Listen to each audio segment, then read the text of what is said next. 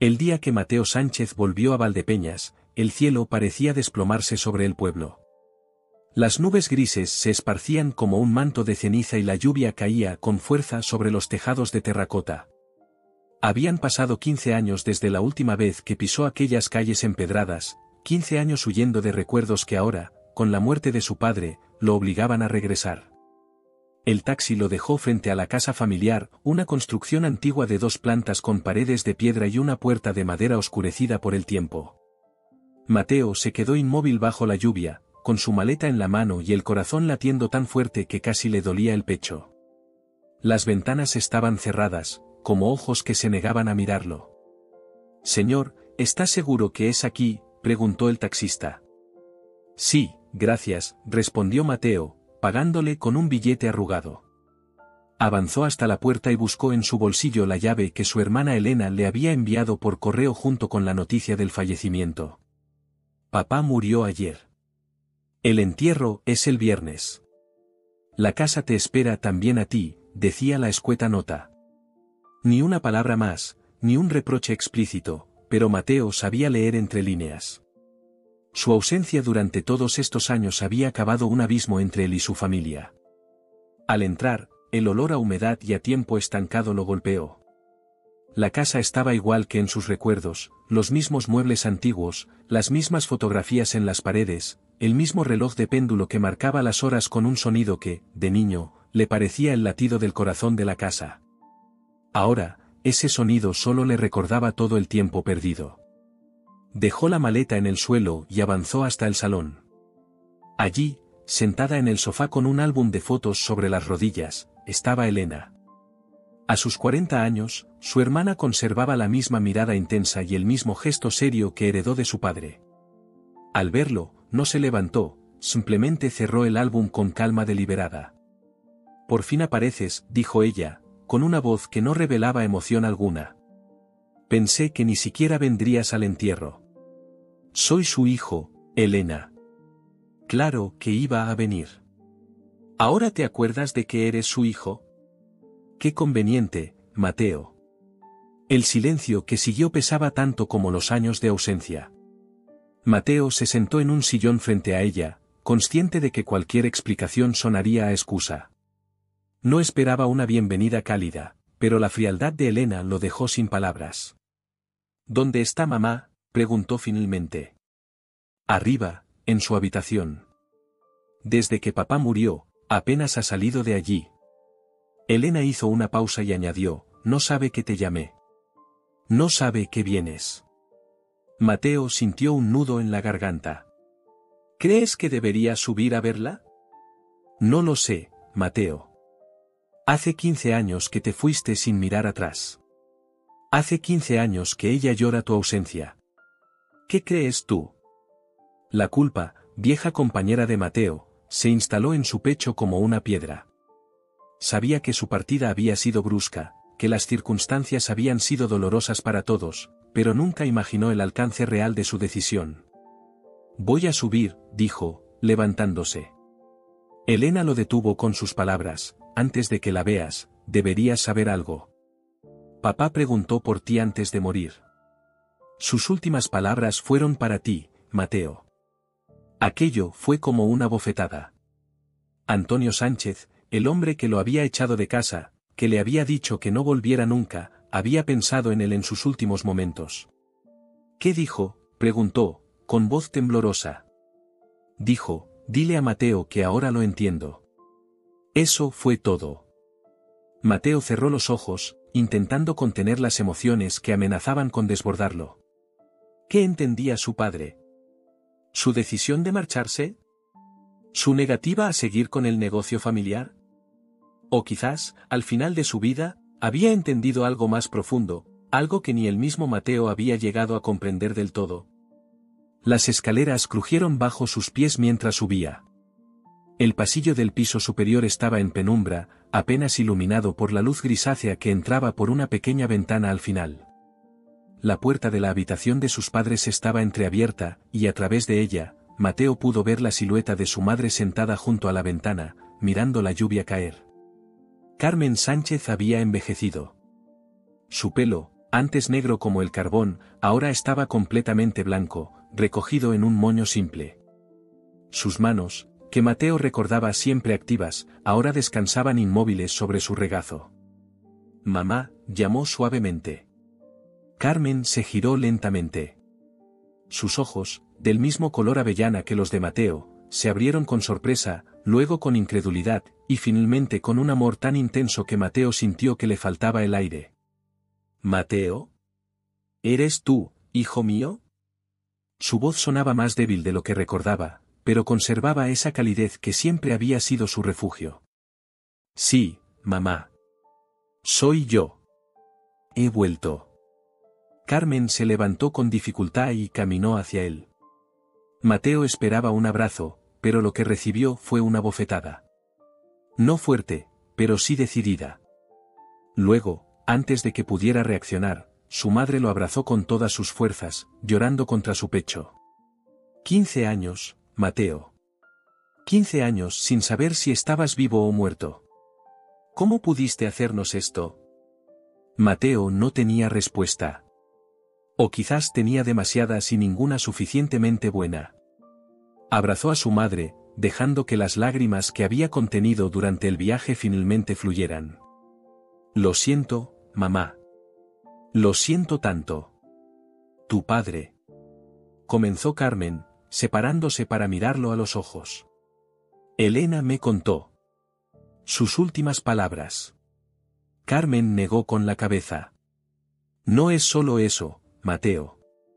Hay cosas que no sabes, cosas que tu padre nunca te contó, que yo nunca te conté».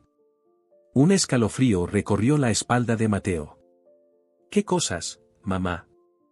«Cosas sobre tu abuelo, sobre la empresa familiar, cosas que cambiaron a tu padre para siempre». En ese momento, Elena apareció en la puerta. «Mateo, hay alguien abajo que quiere verte». «¿Quién?», preguntó, confundido. «Tu hijo», respondió Elena, con una expresión insondable. Mateo bajó las escaleras con las piernas temblorosas, seguido por su madre y Elena. Las palabras de su hermana resonaban en su cabeza como un eco imposible. ¿Su hijo? Él no tenía hijos, o al menos eso creía hasta este momento. En el salón, de pie junto a la ventana, había un joven de unos 14 años. Al verlo, Mateo se quedó sin aliento. Era como mirarse en un espejo que reflejara su adolescencia, el mismo pelo oscuro y rebelde, la misma mandíbula angular, los mismos ojos color avellana que Carmen, su madre, le había heredado a él y que ahora, aparentemente, continuaban en otra generación.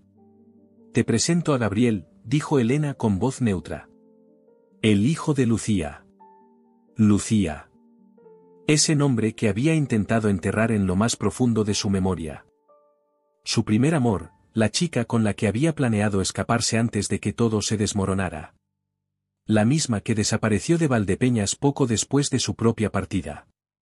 El muchacho lo miraba con una mezcla de curiosidad y recelo. No se parecía solo a él, en sus gestos había algo de Lucía, esa forma de inclinar levemente la cabeza cuando observaba algo con atención. «¿Eres mi padre?», preguntó Gabriel directamente, sin rodeos, con una voz que estaba cambiando de niño a hombre. Mateo buscó las palabras adecuadas, pero todas parecían insuficientes.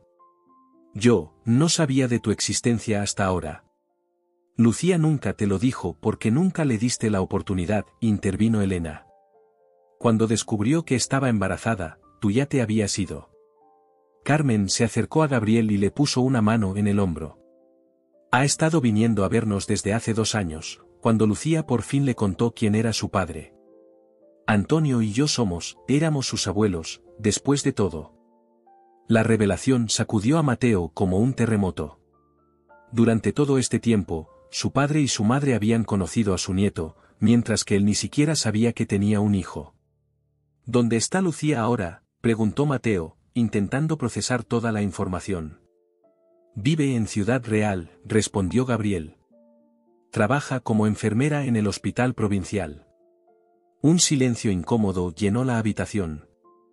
Mateo no sabía cómo actuar o qué decir ante este hijo que había surgido de la nada, este adolescente que lo miraba con los ojos llenos de preguntas que él no estaba seguro de poder responder. El abuelo Antonio me hablaba de ti, dijo Gabriel de repente. Me contaba historias de cuando eras niño. ¿Mi padre te hablaba de mí? La sorpresa en la voz de Mateo era evidente. Antonio Sánchez, el hombre que lo había desheredado, que le había dicho que ya no era su hijo, había mantenido vivo su recuerdo a través de historias para su nieto. Sí, me enseñó tu habitación, tus libros, tus dibujos. Decía que eras el más inteligente de la familia, pero también el más terco. Una risa triste escapó de los labios de Mateo. En eso último tenía razón. También me contó por qué te fuiste, añadió Gabriel, y sus palabras cayeron como piedras en el silencio de la habitación. Mateo miró a su madre y a su hermana, sorprendido. ¿Se lo contó? Le contó su versión, aclaró Elena. Que te fuiste porque no quisiste hacerte cargo del negocio familiar, porque querías estudiar arte en Madrid en vez de administrar las bodegas Sánchez. Eso es cierto, pero no es toda la historia, dijo Mateo, sintiendo que era el momento de enfrentar verdades que habían permanecido enterradas demasiado tiempo. Lo sé, intervino Carmen. Por eso necesitamos hablar, Mateo. Hay cosas que debes saber, cosas que Antonio quería decirte antes de morir. Carmen hizo un gesto a Gabriel, quien entendió y asintió. Iré a dar una vuelta, dijo el muchacho. Necesitáis hablar en familia. Tú eres familia, dijo Carmen con firmeza. Gabriel sonrió, miró una vez más a Mateo, y salió de la casa. La lluvia había cesado, dejando tras de sí el olor a tierra mojada que entraba por las ventanas abiertas. Una vez solos, Carmen se dirigió a un pequeño escritorio en la esquina del salón y sacó una llave de uno de los cajones. Tu padre guardaba esto en su caja fuerte en el banco. La traje ayer. Con la llave, abrió un mueble antiguo que Mateo recordaba como prohibido en su infancia. De él, su madre extrajo una carpeta vieja y amarillenta. ¿Qué es eso?, preguntó Mateo, intrigado. La verdadera historia de las bodegas Sánchez, respondió Carmen, colocando la carpeta sobre la mesa. Tu padre quería que la conocieras. Mateo abrió la carpeta. Dentro había documentos antiguos, fotografías en blanco y negro, recortes de periódicos de los años 50. A medida que iba leyendo, la expresión de su rostro cambió de la confusión al asombro, y finalmente a una profunda tristeza. Esto dice que el abuelo, que robó la bodega a la familia Rivera durante la posguerra, dijo, levantando la mirada hacia su madre. Carmen asintió lentamente. Francisco Sánchez, tu abuelo, era el capataz de las bodegas Rivera. Cuando Miguel Rivera fue detenido por sus supuestas simpatías republicanas, tu abuelo falsificó documentos para quedarse con todo. La familia Rivera perdió no solo la bodega, sino también su casa. ¿Y papá lo sabía? Lo descubrió poco después de que tú te fueras, explicó Carmen. Un antiguo trabajador, en su lecho de muerte, le confesó toda la historia. Tu padre quedó devastado. Todo lo que creía sobre su familia, sobre su patrimonio, era una mentira. Elena, que había permanecido en silencio, intervino, intentó buscar a los descendientes de los Rivera para hacer algún tipo de reparación, pero no pudo encontrarlos. Había pasado demasiado tiempo. Mateo se pasó una mano por el pelo, abrumado. Pero entonces, ¿por qué insistía tanto en que yo continuara con el negocio? Porque no conocía la verdad entonces, dijo Carmen. Cuando lo descubrió, entendió por qué siempre habías tenido esa intuición, esa resistencia a formar parte de algo que, de alguna manera, sentías que no era del todo honesto. Y ahora quería que yo lo supiera, ¿para qué? ¿Para limpiar su conciencia? Para liberarte, Mateo, respondió Carmen con suavidad. Para que entendieras que tu rechazo al negocio familiar no era rebeldía ni ingratitud, como él pensaba. Era algo más profundo, algo que quizás ambos sentíais sin poder explicarlo. Un silencio reflexivo llenó la habitación. Mateo miró las fotografías antiguas, los documentos que evidenciaban una injusticia cometida décadas atrás, y sintió que algo cambiaba dentro de él. La rabia que había alimentado durante años hacia su padre comenzaba a transformarse en algo más complejo, más parecido a la compasión. Hay más, dijo Elena, sacando otro sobre de la carpeta. Papá dejó un testamento. Ha dividido todo en 3 partes, una para mamá, otra para mí, y otra para ti. No quiero nada, respondió Mateo automáticamente. Eso ya no es solo decisión tuya, replicó Elena. Hay un hijo ahí fuera que lleva tu sangre y la de esta familia. Un día, quizás, él quiera saber de dónde viene, quiera entender su historia, con todas sus luces y sombras. Mateo miró por la ventana. La figura de Gabriel se distinguía en la plaza del pueblo, sentado en un banco, probablemente esperando a que la tormenta familiar amainara, igual que había amainado la tormenta real horas antes. ¿Cómo es él?, preguntó Mateo, sintiendo una inesperada ternura hacia ese desconocido que, sin embargo, era parte de él. Es inteligente, como tú, respondió Carmen con una sonrisa. Y dibuja muy bien. Antonio decía que había heredado tu talento. También es terco y tiene un genio de 1000 demonios, añadió Elena, pero había cierto cariño en su voz. Viene todos los fines de semana desde Ciudad Real en el autobús, solo para pasar el día aquí. ¿Y Lucía? ¿Ella sabe que estoy aquí? Carmen y Elena intercambiaron una mirada significativa. Fue ella quien le dijo a Gabriel que viniera hoy, explicó Carmen. Sabía que habías vuelto. En un pueblo como este, las noticias vuelan. ¿Quiere verme? Eso tendrás que preguntárselo tú mismo, respondió Elena. Pero antes, creo que hay alguien más importante con quien debes hablar. Señaló hacia la ventana, hacia Gabriel, que ahora caminaba lentamente de vuelta a la casa. El café La Española estaba casi vacío a esa hora de la tarde. Mateo había sugerido ir allí para hablar con Gabriel, pensando que un terreno neutral sería mejor que la casa familiar, cargada de recuerdos y tensiones. El chico había aceptado con un encogimiento de hombros que pretendía mostrar indiferencia, pero la forma en que sus ojos se movían nerviosamente delataba sus verdaderos sentimientos. Se sentaron en una mesa junto a la ventana. Afuera, Valdepeñas recuperaba lentamente su ritmo tras la lluvia. Ancianos en los bancos de la plaza, niños jugando en los charcos, la vida cotidiana de un pueblo que para Mateo representaba tanto un pasado doloroso como, quizás, un futuro por reconstruir. ¿Qué quieres tomar?, preguntó Mateo, intentando romper el hielo. Chocolate con churros, respondió Gabriel sin dudar. El abuelo Antonio siempre me invitaba a chocolate con churros cuando veníamos aquí. Mateo sonrió. Era exactamente lo mismo que su padre solía invitarle a él de niño. Algunas tradiciones, al parecer, sobrevivían incluso a las rupturas más profundas. Después de pedir, se instaló entre ellos un silencio incómodo. Mateo observaba a Gabriel, tratando de descubrir en él rasgos, gestos, cualquier cosa que le diera pistas sobre quién era realmente este hijo que acababa de conocer. «¿Tu madre, cómo está?», preguntó finalmente. «Está bien», respondió Gabriel. «Trabaja mucho. A veces hace doble turno en el hospital». «Siempre fue muy trabajadora», comentó Mateo, recordando a la Lucía de su juventud, siempre con un libro bajo el brazo, estudiando para poder salir del pueblo, para ser alguien. «Dice que en eso me parezco a ella, no a ti», soltó Gabriel de repente, con cierta acidez. «Dice que tú preferías soñar con ser artista que trabajar en algo real». Las palabras golpearon a Mateo como un puñetazo, no tanto por su contenido como por la amargura que revelaban. Era la versión de Lucía sobre su historia, una versión que había formado la imagen que Gabriel tenía de él durante 14 años. «Las cosas no son tan simples», dijo Mateo suavemente. «Tu madre y yo éramos muy jóvenes, y cometimos errores. Yo más que ella».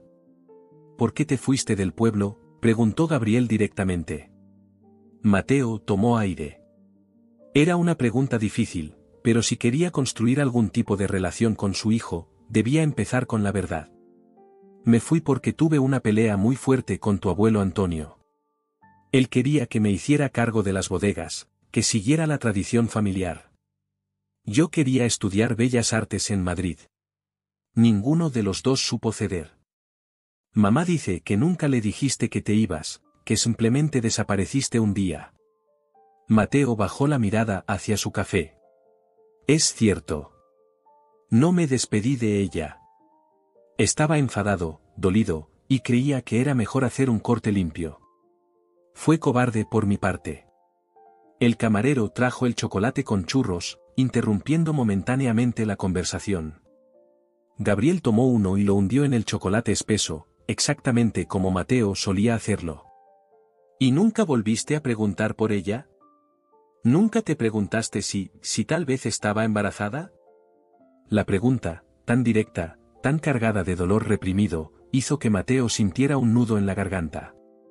No lo hice, Gabriel. Y es algo de lo que me arrepentiré el resto de mi vida. ¿Por qué debería creerte? Los ojos del chico, tan parecidos a los suyos, lo miraban con desafío. El abuelo Antonio siempre decía que las palabras no significan nada si no van acompañadas de acciones. Mateo sonrió tristemente. En eso tu abuelo tenía toda la razón.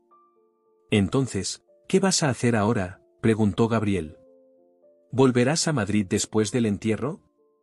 Era la pregunta que Mateo se había estado haciendo desde que puso un pie en Valdepeñas.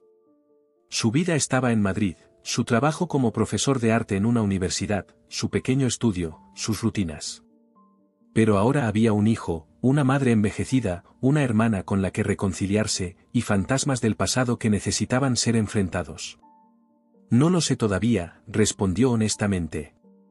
¿Tú qué preferirías? Gabriel pareció sorprendido por la pregunta. ¿Por qué te importa lo que yo prefiera? Porque eres mi hijo. Sé que no he estado presente en tu vida hasta ahora, pero eso no significa que no me importe. El chico apartó la mirada, visiblemente incómodo con la dirección que estaba tomando la conversación. Al abuelo le habría gustado que te quedaras, dijo finalmente. Hablaba mucho de ti, ¿sabes? Me enseñó todos tus dibujos, incluso esos cómics que hacías cuando tenías mi edad. Mateo se sorprendió. No tenía ni idea de que su padre hubiera conservado sus viejos dibujos. Siempre había pensado que los habría tirado, considerándolos una prueba más de sus tonterías artísticas, como solía llamarlas. También guardó todos los recortes de periódicos sobre tus exposiciones, continuó Gabriel. La abuela dice que los leía una y otra vez, aunque nunca lo admitiera delante de nadie. Esta revelación golpeó a Mateo con fuerza. Su padre había seguido su carrera en silencio, orgulloso pero incapaz de dar el paso para reconciliarse. ¿Y tú, Gabriel? ¿También dibujas? El rostro del chico se iluminó ligeramente. A veces. Más bien pinto. Mamá dice que tengo talento, pero que debería centrarme en los estudios. ¿Puedo ver algo de lo que has hecho? Gabriel dudó un momento, luego sacó su teléfono móvil, tras buscar un poco, le mostró la pantalla a Mateo. Eran fotografías de varios cuadros, paisajes, retratos, escenas cotidianas de Valdepeñas. Tenían un estilo crudo pero vibrante, con un uso del color que recordaba a los fauvistas. Son muy buenos, dijo Mateo, genuinamente impresionado. Tienes una forma muy personal de ver el mundo. El abuelo me regaló mis primeros pinceles, comentó Gabriel, guardando el teléfono. Me dejaba pintar en el patio de las bodegas. Las bodegas, murmuró Mateo. ¿Sabes lo que descubrimos hoy sobre ellas? ¿Sobre su origen? Gabriel negó con la cabeza. Es una historia complicada, pero creo que deberías conocerla. Es parte de tu herencia, para bien o para mal. Mientras Mateo le contaba sobre los documentos encontrados, sobre el oscuro secreto de las bodegas Sánchez, no pudo evitar notar cómo la expresión de Gabriel pasaba de la sorpresa a la tristeza, y finalmente a una especie de comprensión resignada. Entonces, ¿todo lo que tenemos viene de un robo?, preguntó el chico. No todo, respondió Mateo. Tu abuelo trabajó duro toda su vida. Lo que hizo mi abuelo fue un crimen, pero lo que hizo tu abuelo, lo que hizo Antonio, fue construir algo legítimo a partir de esos orígenes turbios. Y ahora, quizás, podamos hacer algo para corregir ese error inicial. Gabriel asintió lentamente, procesando la información. ¿Y mamá? ¿Vas a hablar con ella? Si ella quiere verme, sí. Como si el destino hubiera estado escuchando, la puerta del café se abrió en ese momento y entró una mujer. Mateo la reconoció inmediatamente, aunque habían pasado 15 años. Lucía estaba más delgada, con algunas canas prematuras en su pelo castaño, pero sus ojos seguían teniendo esa intensidad que lo había cautivado cuando eran adolescentes. Ella lo vio y se detuvo, como si dudara entre avanzar o dar media vuelta y salir. Gabriel la miró y luego a Mateo, sorprendido por esta coincidencia que probablemente no era tal. «Mamá», llamó el chico. «Estamos aquí». Lucía se acercó lentamente a la mesa. Sus ojos no se apartaban de Mateo, estudiándolo, evaluándolo. «Hola, Lucía», dijo él, poniéndose de pie. «Mateo», respondió ella con voz neutra. «Ha pasado tiempo». 15 años, confirmó él. «Te ves bien». «Tú también», dijo ella, y luego, dirigiéndose a Gabriel, «¿Todo bien, cariño?» «Sí», respondió el chico. «Estábamos hablando del abuelo, de las bodegas, y de mí». Lucía se sentó junto a su hijo, formando un triángulo con Mateo. La tensión era palpable, cargada de historias no contadas, de reproches silenciosos, pero también, quizás, de la posibilidad de un nuevo comienzo. «Carmen me llamó», explicó Lucía. «Me dijo que habíais venido aquí a hablar y pensé que tal vez era momento de que habláramos los tres». «Me alegra que vinieras», dijo Mateo sinceramente. «No lo hago por ti», aclaró ella con firmeza. «Lo hago por Gabriel. Merece conocer a su padre, saber de dónde viene, aunque ese padre haya estado ausente toda su vida».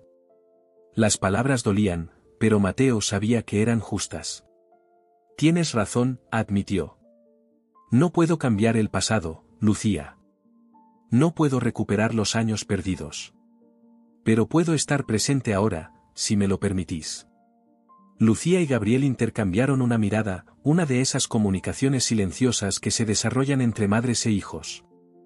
«No será fácil», dijo finalmente Lucía. «Hay mucho dolor, muchas preguntas, muchos vacíos que llenar». «Lo sé», respondió Mateo. «Pero quiero intentarlo. Por Gabriel, por ti, y también por mí». La tarde caía sobre Valdepeñas. A través de la ventana del café, Mateo podía ver la iglesia de la plaza, el ayuntamiento, las calles por las que había correteado de niño. Este pueblo que había abandonado con rabia y resentimiento ahora le ofrecía una inesperada oportunidad de redención. «El entierro es mañana», comentó Lucía. «¿Tienes traje?» «No, no traje nada apropiado. Hay una tienda en la calle Mayor. Podemos ir después, si quieres». Era una pequeña concesión, un mínimo gesto de apertura. «Me gustaría eso», dijo Mateo, sonriendo levemente. Gabriel los observaba a ambos, con una expresión que mezclaba esperanza y cautela. Era demasiado joven para entender completamente la complejidad de la situación, pero lo suficientemente mayor para intuir que algo importante estaba sucediendo, algo que podría cambiar el rumbo de su vida y la de sus padres. «El abuelo estaría contento», dijo de repente. «Siempre decía que algún día volverías, papá». La mañana del entierro amaneció con un cielo despejado, casi ofensivo en su claridad después de la tormenta del día anterior. Mateo se ajustó la corbata frente al espejo del que había sido su dormitorio. El traje negro, comprado apresuradamente la tarde anterior con Lucía y Gabriel, le quedaba un poco holgado en los hombros. Se miró un instante, reconociendo en su rostro las huellas de su padre, la misma línea de la mandíbula, las mismas arrugas que comenzaban a formarse en torno a los ojos. «¿Estás listo?», preguntó Elena desde la puerta. Ella también iba de riguroso luto, con un vestido negro sencillo y el pelo recogido. «Tan listo como puedo estar para enterrar a nuestro padre», respondió Mateo, intentando mantener la compostura. Bajaron juntos las escaleras. En el salón, Carmen esperaba sentada en el sofá, con las manos entrelazadas sobre el regazo. Al verlos, se levantó lentamente, como si cada movimiento requiriera un esfuerzo consciente. «Estáis muy guapos», dijo con una sonrisa triste. «Antonio estaría orgulloso de veros juntos otra vez». Mateo sintió una punzada de culpa. Durante 15 años había imaginado a su padre como un tirano inflexible, pero las revelaciones del día anterior habían comenzado a transformar esa imagen. El hombre que había conservado sus dibujos, que había aceptado a su nieto, que había intentado reparar los errores del pasado, era mucho más complejo de lo que él había querido admitir. ¿Vendrá mucha gente?, preguntó, mientras ayudaba a su madre a ponerse el abrigo. Todo el pueblo, respondió Carmen. Tu padre era respetado aquí. Tal vez no siempre fue comprendido, pero sí respetado. Salieron a la calle. Un coche fúnebre negro esperaba frente a la puerta, junto con varios coches más que llevarían a la familia al cementerio después de la misa. Mateo vio a Lucía y Gabriel un poco más allá, vestidos de negro, esperando discretamente. Lucía le hizo un pequeño gesto de saludo. La tarde anterior, después de comprar el traje, habían hablado brevemente mientras Gabriel se probaba ropa. No había sido una conversación fácil, pero al menos había sido un comienzo. Ella le había contado cómo, al descubrir su embarazo después de la partida de Mateo, había decidido seguir adelante sola. Cómo, años después, Antonio Sánchez la había buscado al enterarse por casualidad de la existencia de su nieto. Y cómo, poco a poco, se había formado una relación entre ellos. Gabriel espera mucho de ti, le había advertido Lucía. No te acerques a él si no piensas quedarte en su vida. Mateo le había prometido que no tenía intención de desaparecer nuevamente, aunque aún no sabía exactamente cómo compaginar su vida en Madrid con esta nueva realidad en Valdepeñas. La iglesia de la Asunción estaba abarrotada. Mientras caminaba por el pasillo central siguiendo el féretro de su padre, Mateo sintió las miradas de todo el pueblo posarse sobre él.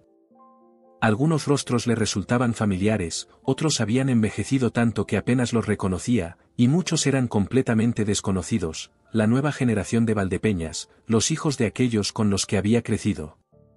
Se sentaron en el primer banco, Carmen en el centro, flanqueada por Elena y Mateo. Lucía y Gabriel se sentaron justo detrás de ellos. La ceremonia comenzó, y Mateo se encontró flotando entre recuerdos, su padre enseñándole a montar en bicicleta, sus manos firmes guiándolo por los campos de viñedos, explicándole con paciencia el proceso de la vendimia, la fermentación, el embotellado. Cuando el párroco invitó a alguien de la familia a decir unas palabras, Mateo sintió la mano de su madre sobre la suya. Tu padre querría que fueras tú, murmuró Carmen. Yo no, comenzó a protestar Mateo, pero la mirada de su madre no admitía discusión. Se levantó y caminó hasta el atril, consciente de cada paso, de cada respiración. Miró hacia el mar de rostros que esperaban sus palabras, hacia su madre y su hermana, hacia su hijo recién descubierto, y de repente supo lo que tenía que decir. Mi padre, Antonio Sánchez, era un hombre complejo, comenzó. Un hombre que vivió según sus convicciones, que trabajó duramente por lo que creía, que amó profundamente a su familia aunque no siempre supiera cómo demostrarlo. Hizo una pausa, buscando las palabras adecuadas para resumir una vida que, se daba cuenta ahora, apenas conocía. Hace 15 años, me fui de este pueblo convencido de que mi padre y yo jamás podríamos entendernos. Estaba equivocado. He descubierto que, en mi ausencia, Antonio Sánchez cambió. Enfrentó verdades dolorosas sobre su propio pasado, sobre el legado que había recibido. Y en lugar de hundirse, decidió hacer lo correcto, incluso si eso significaba cuestionar todo aquello en lo que había creído. Mateo miró hacia el féretro, donde descansaba el cuerpo de su padre. No tuve la oportunidad de reconciliarme con él en vida. Es uno de los muchos errores que deberé cargar. Pero su ejemplo, su capacidad para afrontar la verdad y buscar la redención, vivirá en todos nosotros. En su esposa Carmen, que compartió su vida durante más de 40 años. En su hija Elena, que permaneció a su lado cuando yo me fui. En su nieto Gabriel, a quien acogió con un amor que trasciende los lazos de sangre. Su voz se quebró ligeramente al mencionar a Gabriel, y vio como el muchacho bajaba la mirada, visiblemente emocionado. Y en mí, concluyó Mateo. El hijo que se fue, pero que ahora regresa para honrar su memoria, si es posible, para continuar de algún modo el camino que él comenzó. Cuando Mateo volvió a su asiento, Carmen le tomó la mano y la apretó con fuerza.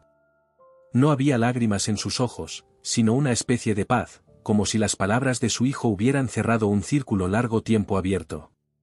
Tras la misa, el cortejo fúnebre se dirigió al cementerio.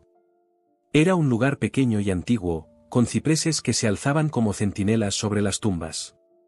El féretro de Antonio Sánchez fue depositado junto a la sepultura donde ya descansaban sus padres.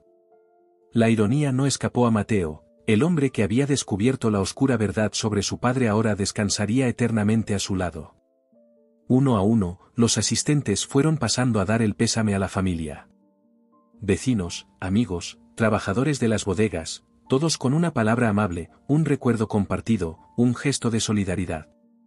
Mateo estrechó manos, recibió abrazos, agradeció condolencias, sintiendo que, de algún modo, estaba reconectando con las raíces que había arrancado tanto tiempo atrás. Cuando casi todos se habían marchado ya, un anciano se acercó a Mateo. Era un hombre pequeño y enjuto, con manos nudosas que hablaban de toda una vida de trabajo duro.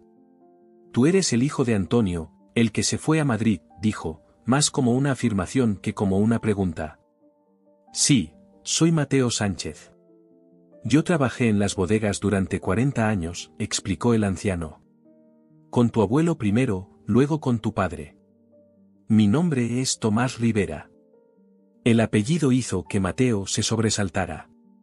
¿Rivera? ¿Tiene usted alguna relación con la familia que? Con la familia a la que tu abuelo arrebató las bodegas, sí, completó el anciano, sin rencor aparente en la voz. Miguel Rivera era mi tío. Mateo se quedó sin palabras. Aquí estaba, frente a él, un descendiente directo de la familia a la que los Sánchez habían despojado. Tu padre me buscó hace unos años, continuó Tomás. Quería hablar conmigo, quería saber toda la historia. Y cuando la supo, me ofreció devolverme las bodegas o comprarlas al precio que yo considerara justo. ¿Y qué le dijo usted?, preguntó Mateo, intrigado. Le dije que ya era tarde para eso. Que los Rivera que quedamos somos viejos, que no tenemos los conocimientos ni las fuerzas para hacernos cargo de un negocio así. Pero, el anciano miró directamente a los ojos de Mateo, le sugerí otra forma de reparación. ¿Qué forma? Un fideicomiso. Una parte de los beneficios de las bodegas destinada a becas para los jóvenes de Valdepeñas, para que puedan estudiar, para que no tengan que elegir entre quedarse y perseguir sus sueños, como tuviste que hacer tú. Tu padre estuvo de acuerdo. Los papeles se firmaron hace un mes. Mateo sintió que algo se rompía y se recomponía dentro de él. Su padre, el hombre al que había considerado un obstáculo para sus sueños, había creado un camino para que otros jóvenes no tuvieran que enfrentar el mismo dilema. Gracias por contármelo, dijo, con la voz ronca de emoción. El anciano asintió y se alejó lentamente, dejando a Mateo con una nueva pieza del rompecabezas que era Antonio Sánchez, no solo un padre, no solo un bodeguero, sino un hombre capaz de reparar errores, incluso aquellos que no eran suyos. Los días posteriores al entierro transcurrieron en una extraña calma. La casa familiar, que inicialmente había parecido a Mateo un museo de recuerdos dolorosos, comenzaba a transformarse lentamente en un espacio donde era posible respirar sin el peso de los reproches silenciosos. Carmen pasaba las mañanas en el jardín trasero, cuidando de las plantas con una dedicación que parecía mantenerla anclada al presente. Elena había regresado a su trabajo en el ayuntamiento, donde era secretaria desde hacía años. Y Mateo se encontraba navegando en un limbo, entre llamadas a Madrid para reorganizar sus clases y largas caminatas por el pueblo, redescubriendo rincones que había olvidado. Una tarde, mientras paseaba por la Plaza Mayor, vio a Gabriel sentado en un banco, dibujando en un cuaderno de bocetos. El chico levantó la vista al sentir su presencia. Hola, saludó Mateo, con esa mezcla de entusiasmo y torpeza que caracterizaba sus interacciones con su hijo. Hola, respondió Gabriel, cerrando instintivamente el cuaderno.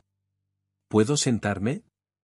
El muchacho se encogió de hombros, ese gesto universal adolescente que podía significar todo o nada. Mateo tomó asiento a una distancia prudente, respetando el espacio personal de Gabriel. ¿Qué estabas dibujando?, preguntó, genuinamente interesado. Gabriel dudó un momento, luego abrió el cuaderno. Era un boceto de la plaza, pero con un toque personal, había captado no solo los edificios, sino también la luz particular de la tarde, las sombras alargadas, la textura de la piedra antigua. Es muy bueno, comentó Mateo, impresionado. Tienes un sentido especial para la luz. Es lo que más me interesa, explicó Gabriel, animándose un poco. Cómo cambia la luz según la hora, cómo transforma los espacios. Conversaron un rato sobre técnicas de dibujo, sobre perspectiva, sobre los pintores que les gustaban. Era el terreno más seguro para ambos, un interés compartido que trascendía los años de ausencia y los silencios. Mamá dice que tienes un estudio en Madrid, dijo Gabriel de repente. ¿Es grande? No mucho, respondió Mateo, sorprendido de que Lucía hubiera hablado de él con su hijo. Es un ático pequeño, pero con buena luz. Perfecto para pintar. Me gustaría verlo algún día, murmuró Gabriel, casi para sí mismo. Mateo sintió que su corazón daba un vuelco. Era la primera vez que Gabriel expresaba algún deseo de formar parte de su vida más allá de Valdepeñas. Me encantaría mostrártelo, dijo con cautela. Quizás en verano, cuando acaben las clases, podrías venir a pasar unos días. Si tu madre está de acuerdo, claro. Gabriel asintió, sin comprometerse del todo pero sin rechazar la idea. Era un pequeño paso, pero significativo. Hablando de mamá, dijo el chico, mirando su reloj. Tengo que ir a casa. Hoy sale pronto del hospital. Te acompaño, ofreció Mateo. Caminaron juntos por las calles de Valdepeñas, comentando cosas triviales, fútbol, videojuegos, las últimas películas que habían visto. A medida que avanzaban hacia las afueras del pueblo, Mateo se dio cuenta de que no tenía ni idea de dónde vivían Lucía y Gabriel. Finalmente llegaron a un pequeño bloque de apartamentos en una zona residencial tranquila. Era un edificio modesto pero bien cuidado, con macetas de geranios en los balcones y bicicletas encadenadas en la entrada. Es aquí, anunció Gabriel, deteniéndose. ¿Quieres subir? A mamá no le importará. La oferta, tan casual, cogió a Mateo por sorpresa. ¿Estás seguro? Sí, además quiero enseñarte mis pinturas. Las buenas están en casa. Subieron al tercer piso por una escalera estrecha. El apartamento era pequeño pero acogedor, paredes pintadas en tonos cálidos, muebles sencillos, libros por todas partes. En las paredes había varias pinturas que, Mateo supuso, eran obra de Gabriel. Reconoció paisajes de Valdepeñas, la plaza, las viñas, el molino antiguo a las afueras del pueblo. ¿Gabriel? La voz de Lucía llegó desde lo que parecía ser la cocina. ¿Eres tú? Sí, mamá. Y viene Mateo conmigo. Un breve silencio, y luego Lucía apareció en el salón, secándose las manos con un paño de cocina. Llevaba el pelo recogido en una coleta descuidada y vestía un sencillo conjunto de pantalón y blusa, probablemente su ropa de después del trabajo. A Mateo le pareció tan hermosa como siempre. Hola, saludó ella, visiblemente sorprendida. No te esperaba. Nos encontramos en la plaza, explicó Gabriel. Le dije que subiera para ver mis pinturas. Puedo irme si no es buen momento, ofreció Mateo, sintiendo que quizás había invadido un espacio privado. No, está bien, dijo Lucía, con una sonrisa tensa pero sincera. Estaba preparando la cena. ¿Te quedas? Era una invitación vacilante, cargada de dudas y posibilidades. Mateo miró a Gabriel, que asintió casi imperceptiblemente. Me encantaría, si no es molestia. Voy a enseñarle mis cuadros, anunció Gabriel, dirigiéndose a un pequeño pasillo que, presumiblemente, llevaba a las habitaciones. Cuando se quedaron solos, Mateo y Lucía se miraron un momento, incómodos como dos adolescentes en su primera cita. ¿Puedo ayudarte con algo?, ofreció él finalmente. Puedes poner la mesa, respondió ella, volviendo a la cocina. Los platos están en el armario de la derecha.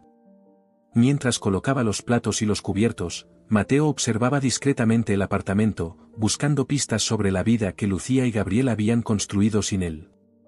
Había fotografías enmarcadas, Gabriel de bebé, Gabriel en su primer día de colegio, Gabriel soplando velas en sucesivos cumpleaños.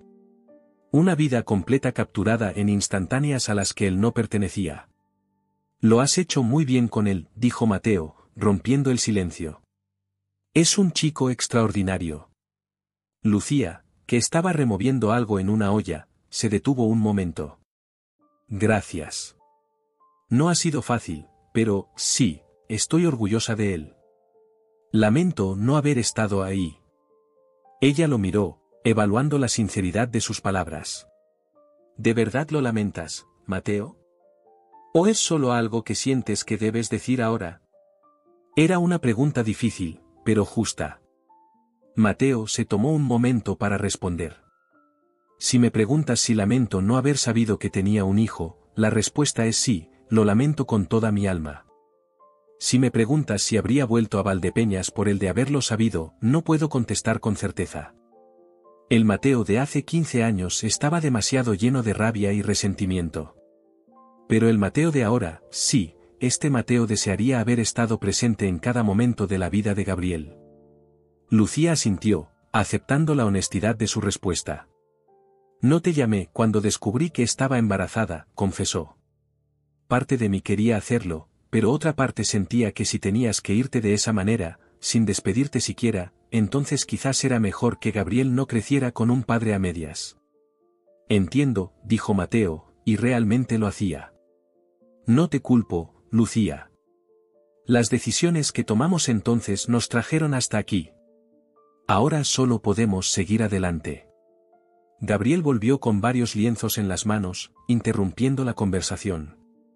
Les mostró sus pinturas más recientes, un autorretrato sorprendentemente maduro, un paisaje de las viñas al atardecer, un bodegón de frutas con una luz que recordaba a Caravaggio. Durante la cena, la conversación fluyó más fácilmente.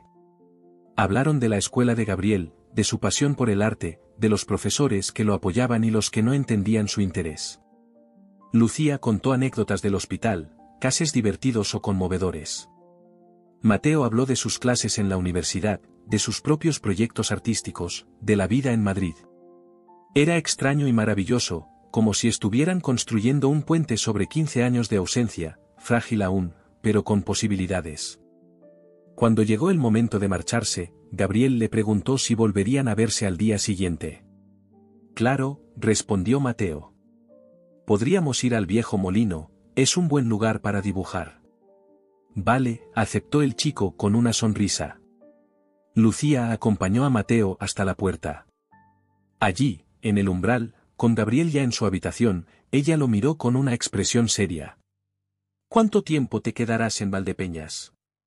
No lo sé, admitió Mateo.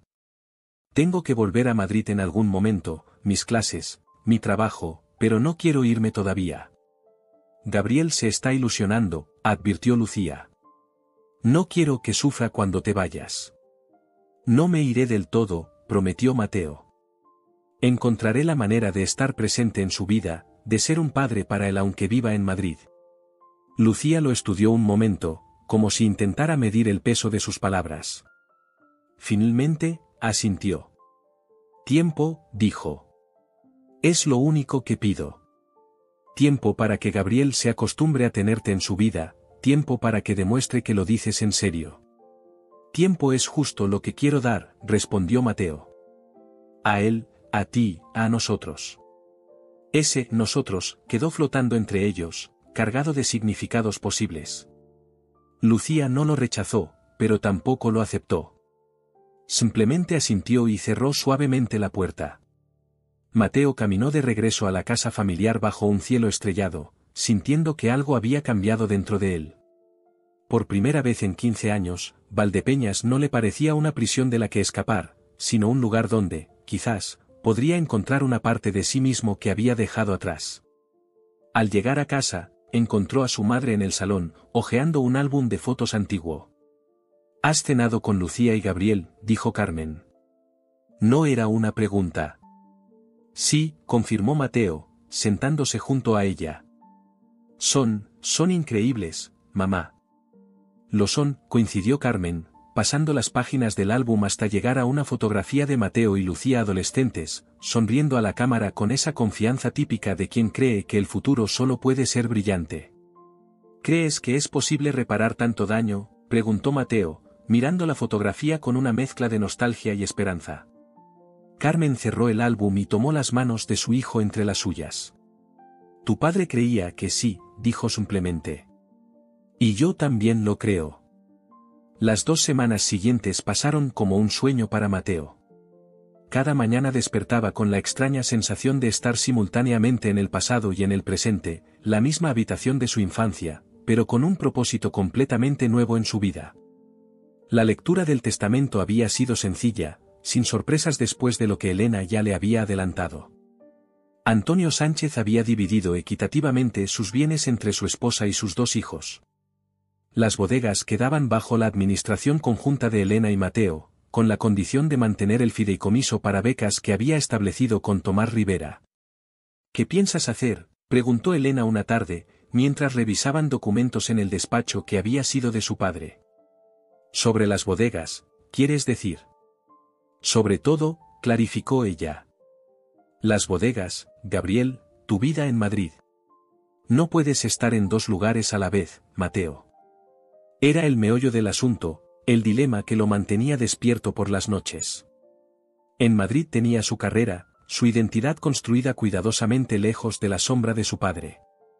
En Valdepeñas tenía sus raíces, su familia, y ahora un hijo al que estaba aprendiendo a conocer. No lo sé, admitió. Parte de mí quiere quedarse, pero otra parte siente que sería como retroceder. Elena lo miró con esa mezcla de exasperación y cariño que solo una hermana puede perfeccionar tras años de práctica. ¿Retroceder? ¿O simplemente cambiar de dirección?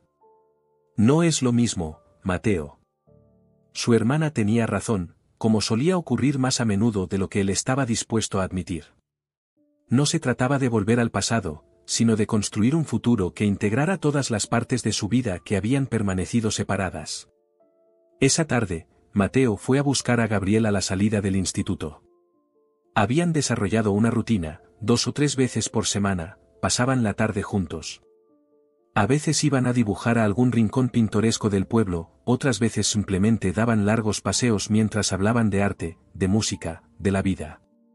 Tengo algo que mostrarte, dijo Mateo cuando Gabriel se acercó. Lo llevó hasta su coche, un viejo Seat que había alquilado para moverse con más libertad durante su estancia. Condujeron fuera del pueblo, por carreteras secundarias flanqueadas por viñedos que se extendían hasta el horizonte.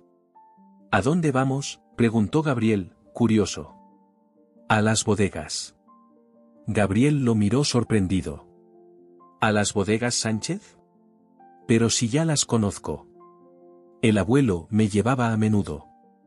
No a las instalaciones principales, aclaró Mateo. A otro lugar. Después de unos 20 minutos de conducción, Mateo detuvo el coche frente a una construcción antigua que parecía abandonada. Era una pequeña bodega de piedra, con un patio central y varias dependencias alrededor. La vegetación había comenzado a invadir algunas partes, pero la estructura principal se mantenía sólida. ¿Qué es este sitio?, preguntó Gabriel mientras bajaban del coche. Era la bodega original de los Rivera, explicó Mateo. La primera que mi abuelo les quitó. Luego construyó las grandes instalaciones que conoces, y este lugar quedó olvidado. Entraron al edificio. El interior estaba polvoriento, con telarañas en las esquinas y el suelo cubierto de hojas secas que habían entrado por las ventanas rotas. Pero incluso en ese estado de abandono, había algo especial en el lugar, la luz que entraba por los ventanales altos, la solidez de los muros de piedra, la sensación de historia que impregnaba cada rincón.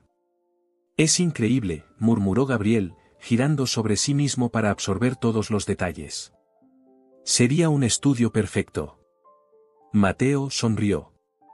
Era exactamente lo que él había pensado al descubrir el lugar días atrás, durante una conversación con Tomás Rivera. El anciano le había hablado de esta bodega original, la más pequeña y antigua, que había quedado en desuso cuando las operaciones se trasladaron a instalaciones más modernas. Estaba pensando en rehabilitarla, dijo Mateo, observando la reacción de su hijo. Convertirla en un espacio para artistas jóvenes, un lugar donde puedan trabajar, exponer, aprender. Los ojos de Gabriel se iluminaron. ¿En serio? ¿Podrías hacer eso? Podríamos, corrigió Mateo. Tú y yo. Y cualquier otro joven de Valdepeñas que tenga interés en el arte. Parte del fideicomiso que estableció tu abuelo podría destinarse a esto. Gabriel caminó por el espacio, visualizando ya las posibilidades. Sería genial tener un sitio así. En el instituto solo tenemos una pequeña aula de arte, y el profesor ni siquiera es artista, es de matemáticas. Entonces, ¿te gusta la idea? Me encanta, respondió Gabriel sin dudar. Luego, como si acabara de darse cuenta de algo, añadió, ¿pero no vives en Madrid? ¿Cómo vas a hacer esto si no estás aquí? Era la pregunta crucial, la que Mateo había estado evitando enfrentar directamente. Estoy considerando dividir mi tiempo, explicó. Seguiría dando algunas clases en Madrid, pero pasaría más tiempo aquí. La universidad ofrece un programa de sabáticos para proyectos como este. ¿Podría solicitar uno? Gabriel lo miró fijamente, como evaluando la sinceridad de sus palabras. ¿Lo harías de verdad? ¿Vivirías aquí, en Valdepeñas? Al menos parte del tiempo, sí. Es algo que estoy considerando seriamente. No mencionó que la decisión también dependía de otros factores, de otras conversaciones pendientes. Con Lucía, por ejemplo, cuya relación con él seguía siendo una compleja mezcla de pasado y presente, de viejas heridas y nuevas posibilidades. ¿Qué opina mi madre de todo esto?, preguntó Gabriel, como si le hubiera leído el pensamiento. Aún no se lo he comentado, admitió Mateo. Quería saber primero tu opinión. Gabriel asintió, apreciando la honestidad. Sacó su cuaderno de bocetos y comenzó a dibujar el espacio, añadiendo mentalmente las transformaciones que lo convertirían en un estudio. Deberías hablar con ella, dijo finalmente. Mateo sabía que tenía razón. Durante estas semanas, sus interacciones con Lucía habían sido principalmente a través de Gabriel. Se habían cruzado algunas veces cuando él iba a buscar o a dejar al chico, habían intercambiado palabras cordiales, pero no habían tenido una conversación real sobre el futuro, sobre lo que significaría que Mateo pasara a formar parte permanente de la vida de Gabriel. Esa misma noche, después de dejar a Gabriel en casa, Mateo tomó una decisión. En lugar de despedirse en la puerta como siempre, preguntó si podía hablar con Lucía a solas. Ella pareció sorprendida, pero accedió. Mientras Gabriel se iba a su habitación a hacer los deberes, ellos se sentaron en el pequeño balcón del apartamento, con tazas de café en las manos y una tensión palpable entre ellos. Estoy pensando en quedarme en Valdepeñas, dijo Mateo directamente. No todo el tiempo, pero sí una parte importante. Lucía lo miró, su expresión inescrutable. ¿Por Gabriel? Por Gabriel, sí. Y por las bodegas. Hay cosas que quiero hacer aquí, proyectos que me importan. Hizo una pausa y añadió, y por ti, también. Ella desvió la mirada hacia las luces del pueblo que se extendían bajo ellos. Han pasado 15 años, Mateo. No somos las mismas personas. Lo sé. No pretendo retomar donde lo dejamos. Sería imposible, y probablemente un error. Pero, buscó las palabras adecuadas, me gustaría conocer a la Lucía de ahora, si ella quiere conocer al Mateo de ahora. Un silencio se instaló entre ellos, no del todo incómodo pero cargado de posibilidades. ¿Qué hay de tu vida en Madrid?, preguntó finalmente Lucía. ¿Tu trabajo, tus amigos, hay alguien especial allí? Mi trabajo puede adaptarse. En cuanto a lo demás, no hay nadie especial en Madrid. No de la manera que estás preguntando. Lucía asintió lentamente. Gabriel se ha encariñado contigo muy rápido. Más de lo que esperaba. Y yo con él, admitió Mateo. Es extraordinario, Lucía. Todo lo que has hecho por él, como lo has criado, me deja sin palabras. Ella sonrió, con esa sonrisa que Mateo recordaba tan bien, la que iluminaba todo su rostro y llegaba hasta sus ojos. Ha sido lo mejor de mi vida, dijo simplemente. Otro silencio, más cómodo esta vez. La noche había caído completamente sobre Valdepeñas, y las estrellas brillaban con esa intensidad que solo es posible lejos de las grandes ciudades. Le he mostrado a Gabriel la vieja bodega de los Rivera, comentó Mateo, cambiando ligeramente de tema. Estoy pensando en convertirla en un espacio para artistas jóvenes. Lucía pareció genuinamente interesada. Es una gran idea. Este pueblo necesita algo así.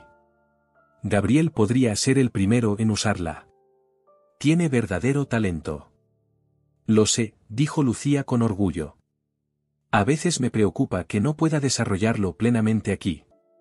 Valdepeñas es un buen lugar para crecer, pero limitado para alguien con ambiciones artísticas. Por eso quiero crear ese espacio, explicó Mateo. Para que chicos como Gabriel no tengan que elegir entre quedarse y perseguir sus sueños, como tuvimos que hacer nosotros. Lucía lo miró con una expresión que Mateo no supo interpretar del todo. Has cambiado, dijo finalmente. Para mejor, espero. Diferente, precisó ella. Más, centrado, quizás. Menos rebelde, pero no en el mal sentido. Como si hubieras encontrado tu lugar. Creo que lo estoy encontrando, corrigió Mateo.